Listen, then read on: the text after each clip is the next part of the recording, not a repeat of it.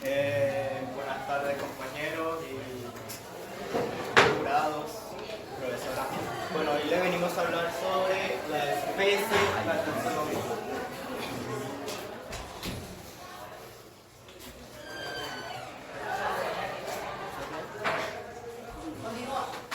Bueno, entonces, como les decía, hoy le venimos a hablar sobre la especie, taxonomía, sistemática y nomenclatura en biología. Mi nombre es Luis Eduardo Vanegas y junto con mis compañeros Sofía Castillo, Isabel Escobar, Aitana García, Marcela Vega. vamos a explicarle este tema. Bueno, primero tenemos lo que es la introducción, un concepto de especie, la taxonomía, la sistemática, la nomenclatura, la biología y un ejemplo de todo, una línea taxonomía. Bueno, primero empezamos por ¿para qué nos ayuda la taxonomía? Bueno, la taxonomía. ¿Puedo empezar yo? No, 29 por favor. ¿Qué dentro de eso? Bueno, la taxonomía nos permite organizar e identificar lo que vienen siendo los organismos según la característica. Eso sería un poquito la introducción y sobre su proceso de formación. Bueno, primero pensemos por qué es una especie. ¿Por qué es una especie? Bueno, la especie es una unidad básica en los taxones. ¿Qué son los taxones? Los taxones son una clasificación jerárquica que se le da en la taxonomía. Es la unidad básica biológica, ¿qué más podría decirle?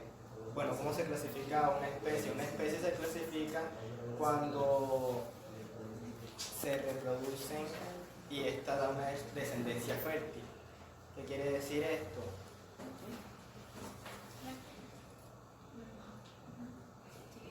Okay, ¿qué quiere decir esto? Que las especies en un nicho ecológico o geográfico común pueden dar una descendencia fértil. Un ejemplo de esto sería Ergus ferus caballus, que es la nomenclatura científica del caballo, y el Ergus africanus asinus, que es el burro, por así decirlo. Cuando estas especies se cruzan, dan la mula. Esta mula es infértil. Bueno, es infértil. ¿Qué quiere decir esto? Que el caballo y el burro son especies diferentes, por lo cual no pueden dar una descendencia fértil.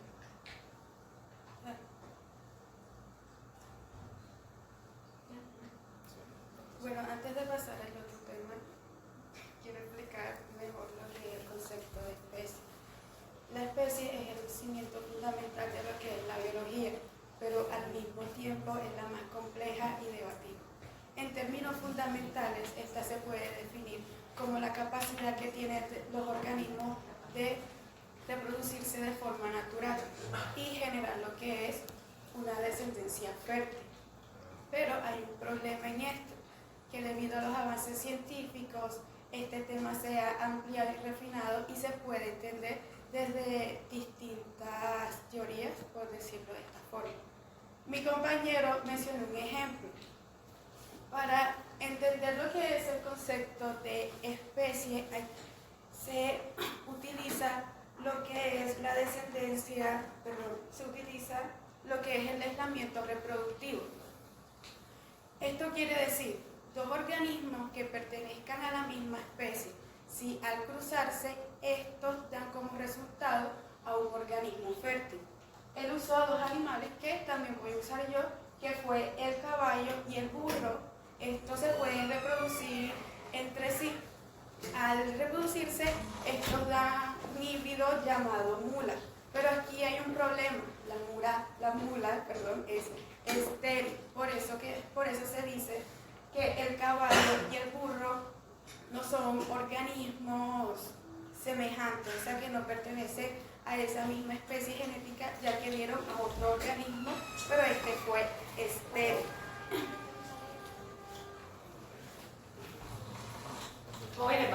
llevar esta salidera, por favor.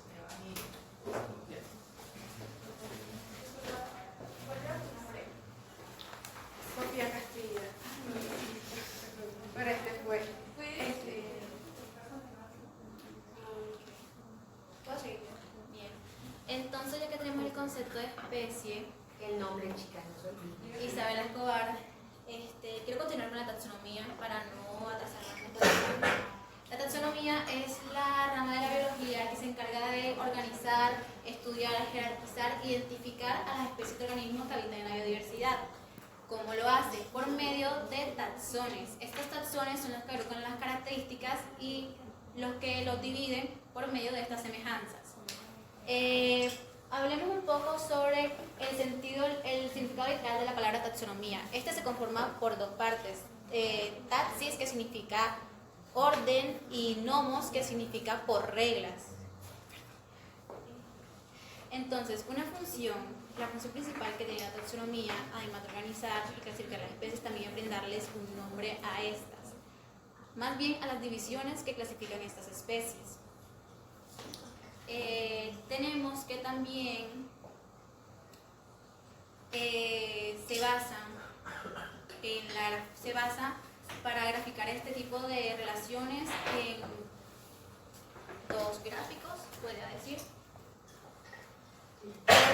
que serían el árbol filogenético, que más que en la taxonomía como tal, más que en una visión morfológica o de nombramiento, se basa más en la sistemática, así que no lo voy a explicar más a profundidad, sino cuando toquemos ese tema. También tenemos la clasificación biológica, que ahora sí es la división de taxones. Aquí en los taxones encontramos que vienen de un sistema más general a uno más específico. ¿Cuáles son estos? El dominio, el reino, el filo o la división en el caso de las plantas, la clase, el orden, la familia, el género y la especie. Cada una va a incluir a la anterior, como aquí. O sea, los dominios incluyen a varios reinos. Los reinos, varios filos, los filos, varias clases, las clases, varios órdenes, los órdenes, varias familias, etcétera, etcétera, etcétera. Básicamente, vayamos escalando más en esta pirámide que se puede mostrar ahí, la clasificación biológica, se van juntando, se van disminuyendo la cantidad de semejanzas que se pueden encontrar en estos organismos. Entonces, hay que tenerlo en cuenta. Además de estas características que funcionan para la división, también tenemos unas subcaracterísticas, tales como las subespecies, los subdominios, las tribus, etc. Un ejemplo de esto podría ser el Canis lupus, el cual es el lobo gris. Este posee unas subespecies tales como el Canis lupus arctos, el cual es el lobo del Ártico, el Canis lupus bailey, que es el lobo mexicano, y el Canis lupus familiaris, el cual es el perro doméstico que tenemos o podríamos tener en nuestras casas. Entonces, además de esto, también existen conceptos claves dentro de los taxones, los cuales son los que ayudan a definirlos, tales como la circunscripción, que básicamente son la unión de estos grupos, la unión de los grupos que se encuentran con características diferentes entre ellos. Son las divisiones, básicamente. También tenemos el rango, el cual es el orden en el cual se clasifican estos grupos, y también la posición, el lugar en donde se encuentran dentro de esta pirámide. En cuanto a qué criterios podemos obtener para clasificar a las especies dentro de estos diagramas, tenemos investigaciones moleculares, ya sea por ADN o proteínas, una comparación entre ellas. Tenemos la morfológica, que es la que se trataba, la primera identificación que se trató en los principios, pero que ya se fue evolucionando, así que fuimos dejando atrás ese principio principal, básicamente. Ya nos adelantamos y ya nos fuimos extendiendo a más puntos de vista en cuanto a los criterios. Otro sería el biogeológico, el cual se basa en los linajes que comparten cierto nicho, que explotan cierto nicho de diferentes formas. También tenemos el fisiológico. El fisiológico, el cual es el funcionamiento, la comparación del funcionamiento interno de las especies. Y ya creo que eso es todo. Puedo hacer una pequeña intervención antes de pasar al siguiente tema.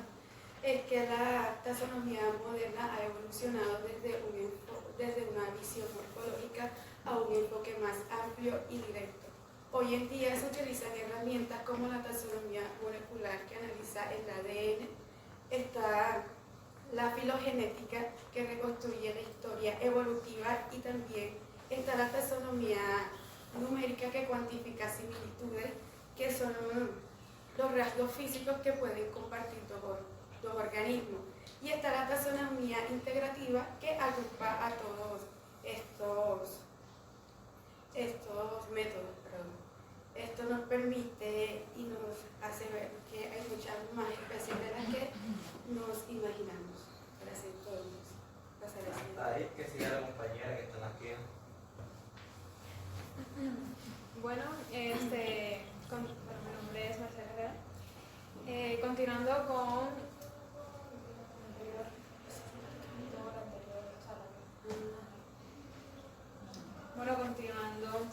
con la taxonómica,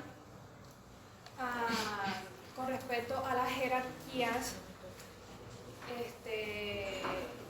hay que definir, por decirlo así, las dos primeras generales, que son el dominio, que abarca pues tres dominios, que hay tres dominios, que son las bacterias, las arqueas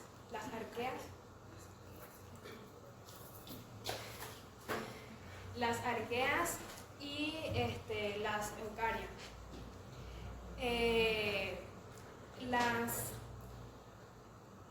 Las bacterias pues son procariotas y son más simples.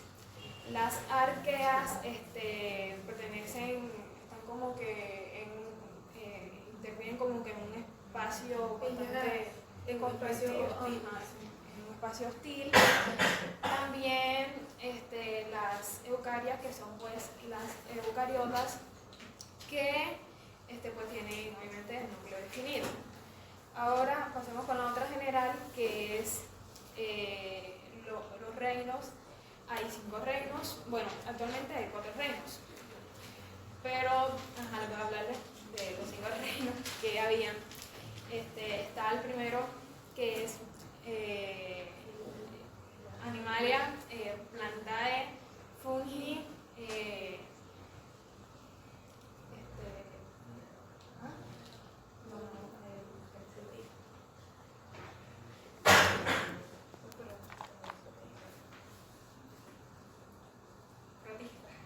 protistas y monera. La Animalia pues son los animales, las plantas son de las plantas, los fungi son de los hongos, las protistas abarcan ahí abarcan pues organismos que son unicelulares, pero son eucariotas. Y el reino monera, que es pues que estaban ahí como tal las procariotas, que pues las bacterias y las arqueas, pero se dieron cuenta que estas dos eran muy diferentes en sí por su estructura, y pues ahora hacen parte de los 3 dominios que les di. Ahora sí, la sistemática. Bueno, la sistemática es la ciencia pues, que se carga de la biodiversidad, pero de un enfoque histórico de la evolución.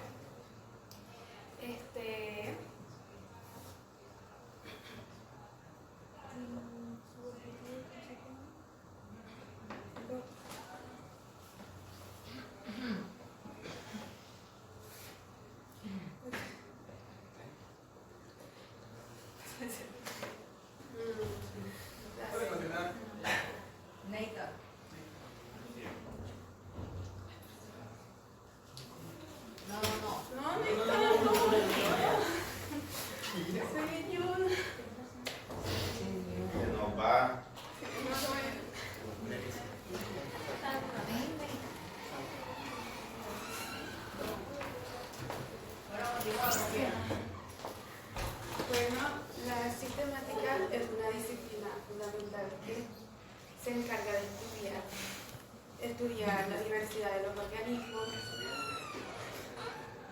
que se encarga de estudiar la diversidad de los organismos, pero esta no solamente se centra en la clasificación y en clasificar y nombrar, sino que busca reconstruir la historia, busca reconstruir la historia de parentesco entre los seres vivos, basándose en la hipótesis de que toda la biodiversidad surgió de un ancestro común. Este tema fue presentado formalmente por Darwin en el siglo XVIII, y él presentó lo que fue otra vez el sistema binomial, que creo que no sé pero... Entonces, la sistemática se sostiene de una teoría fundamental que es el principio, que es la descendencia de modificación. No pasa nada. ¿Qué me está Pero no pasa nada. Expóngame. No nos miren. No, es que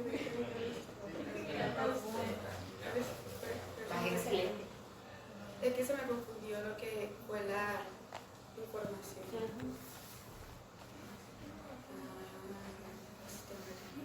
No sabía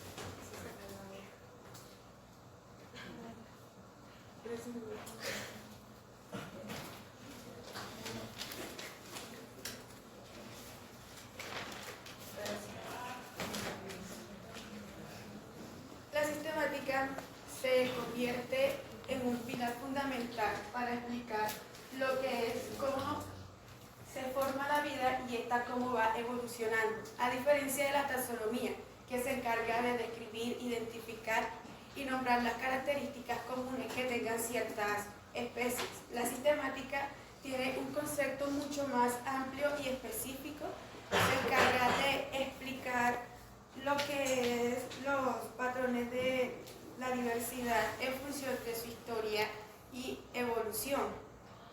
Mientras que la taxonomía responde a la pregunta ¿por qué se agrupan estos organismos?, la sistemática responde ¿por qué se clasifican así? ¿Cuál fue su origen común? Ahora sí, lo que les iba a decir anteriormente, que no era. La base fundamental de la sistemática se fundamenta por el principio de modificación. Este fue formulado por Charles Darwin, que sostiene que las especies cambian al continuar el tiempo. Eso quiere decir que van a ir evolucionando, pero estas comparten un ancestro común.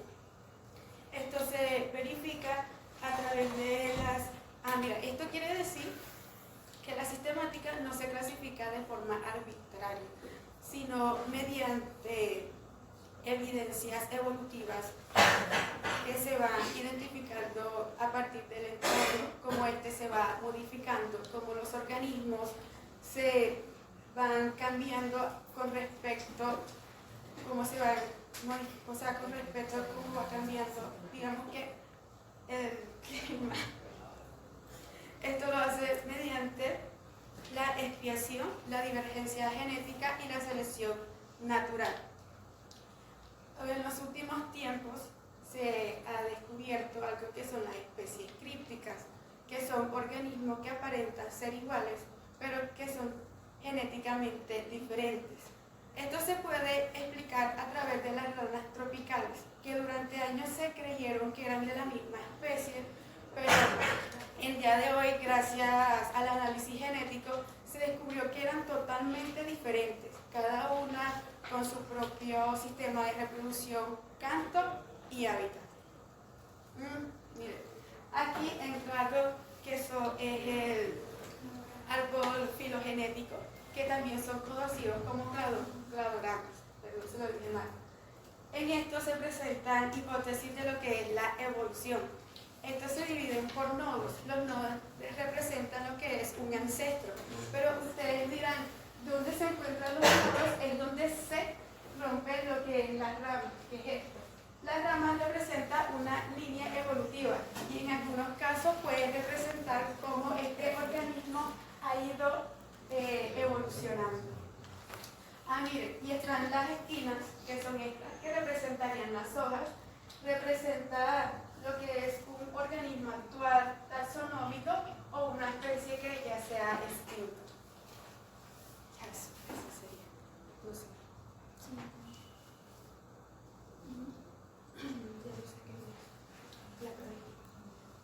Bueno, hay otro tema que no sé si quieren escucharlo, que es la cladística, que se basa en buscar como organismo que... O sea, ya esta es la última o... No, hay más temas. Hay más temas. Ah, bueno, que continúa el siguiente. Falta No, faltan.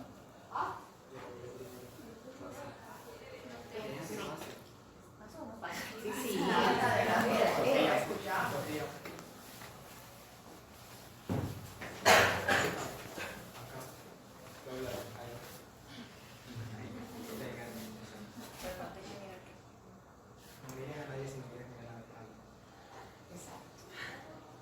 La nomenclatura es una ciencia que se encarga de la clasificación, de nombrar las clasificaciones y las especies.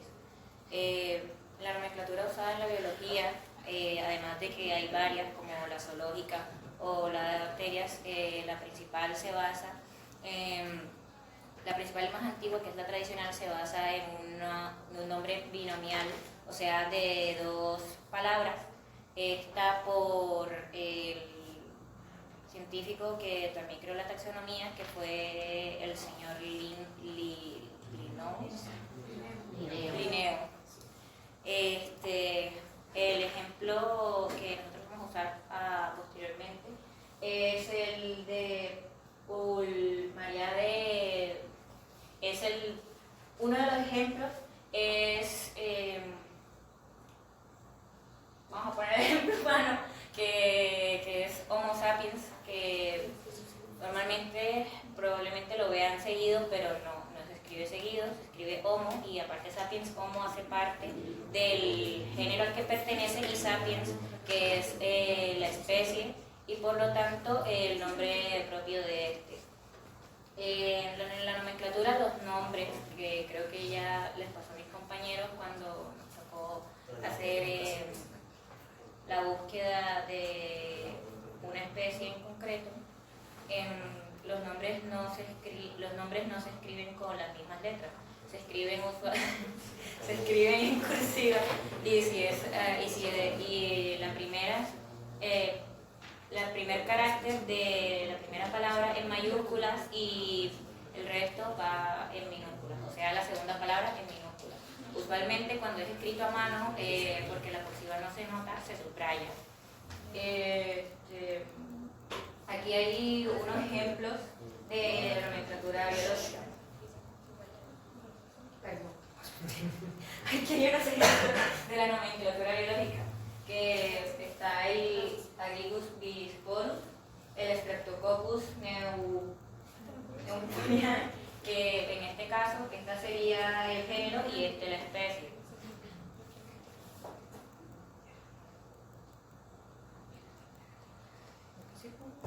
Bueno, lo que pasa con la nomenclatura es que no solo aplica para los nombres propios de las especies, sino también en cierta parte a los nombres de los taxones. Estos nombres de los taxones no son más que nada una regla. Por ejemplo, en el dominio, reino, subreinos, familias, hay una nomenclatura distintiva que es al final del nombre, que es distintiva de los animales, bacterias y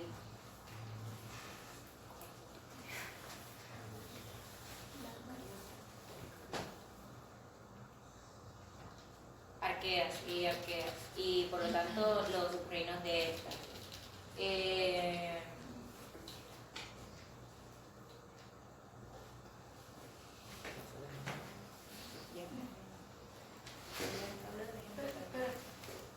Algo, Otro compañero que quiera hablar o aportar. Luis, algo que quieras aportar a la diapositiva que le haya faltado a tu compañero. No, todos lo han dicho bien. Quisiera hablar un poquito sobre el ejemplo de hecho.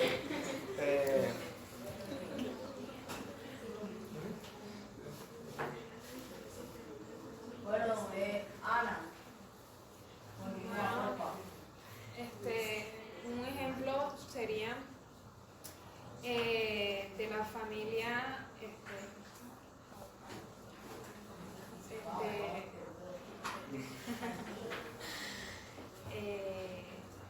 que son de los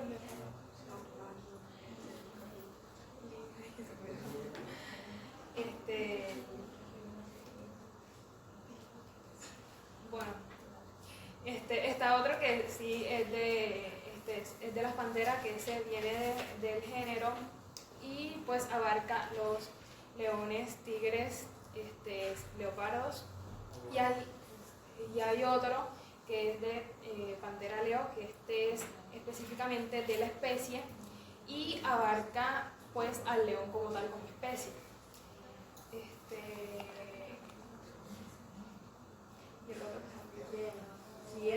Bueno, agregando esto, ahora que recuerdo, hay una diferencia entre el nombre científico y el nombre común. Por ejemplo, ¿para qué se utiliza la nomenclatura? Bueno, la nomenclatura la utilizan siempre porque los científicos del mundo se confunden con los nombres comunes. Por ejemplo, el jaguar, hay partes que le dicen jaguares o onca pintada, pero el nombre científico del jaguar sería pantera onca, y esto ayuda a que los científicos no se confundan al momento de nombrar ciertas especies. Ahora sí podemos continuar con Isabela, continúa. Ahora sí podemos continuar con la ejemplificación de la línea taxonómica que escogimos. En este caso fue la Aureliorita, la cual es una medusa muy linda, conocida también como medusa luna. Bueno, aquí podemos verlo escrito, pero decidimos ejemplificarlo para mayor entendimiento con esta gráfica, la cual es la gráfica taxonómica, hecha por nosotros. Y bueno, comenzamos. Desde lo más general, el cual es el dominio. La medusa pertenece al dominio Eukarya, así que las células que contiene esta medusa contienen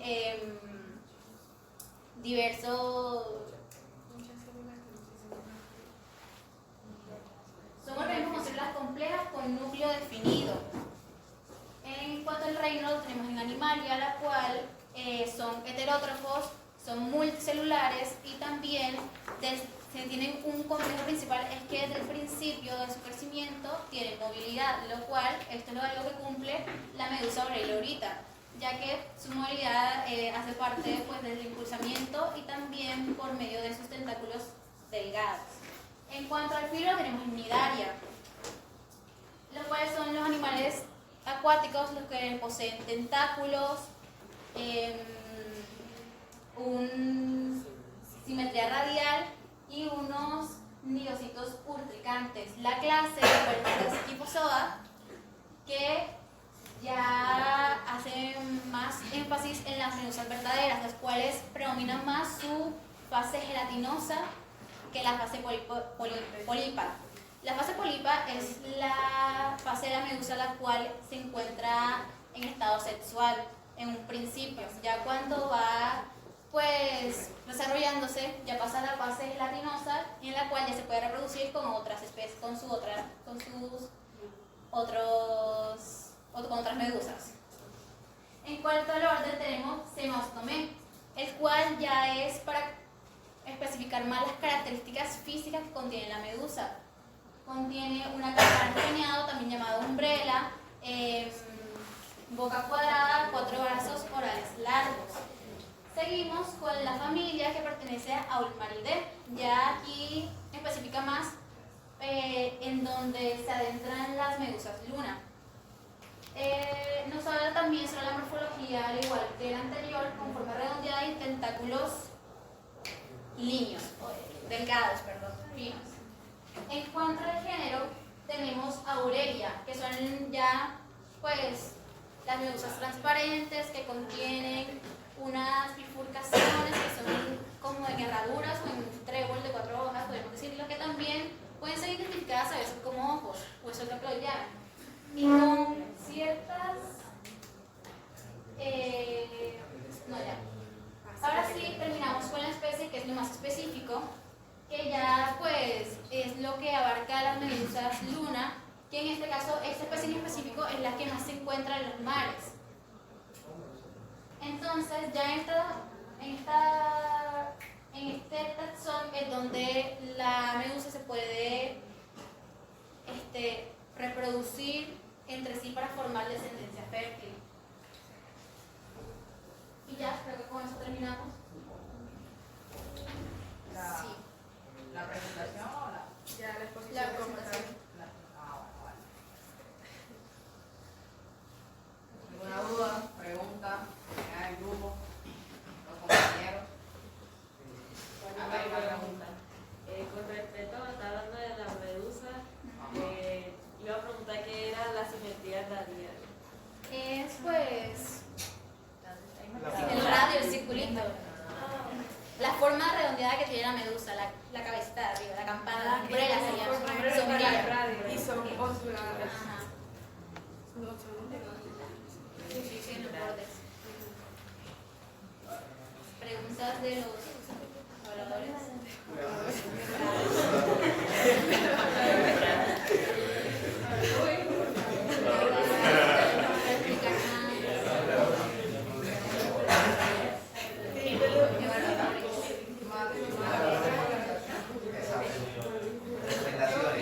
Él es el principal. Luis, Yo, bueno, aparte de recomendación, pues no traigas de sitio presentando.